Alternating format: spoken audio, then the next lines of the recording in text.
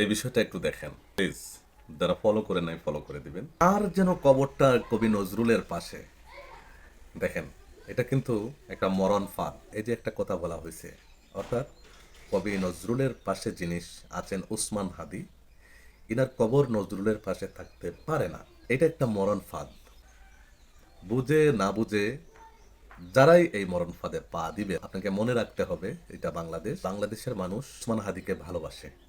এই ধরনের কোনো কার্যক্রম যদি কেউ চালায়, যারাই চালাবে, এদের বিরুদ্ধে তো অবশ্যই মিটিং মিছিল আন্দোলন হবে, তাই না?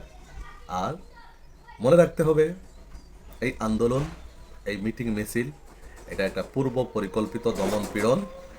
আর এটাকে পুঁজি করেই কিন্তু মূল ফেসিবাদ যেটা, এই ফেসিবাদ এদেশে ডানা মেলা পা রাখার একটা বিশেষ স্তম্ভ। যারা এই কথাগুলো বলছে, এরা এত ভয়ঙ্কর আপনি কল্পনাও করতে পারবেন না।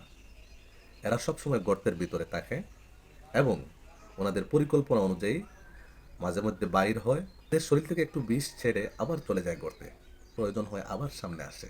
যারা এদের ফাঁদে, এই সুশীল নামক শয়তানগুলোর ফাঁদে পা দিবেন, এবং যারা দিয়েছেন, প্রত্যেকটা মানুষ ধ্বংস হয়েছে।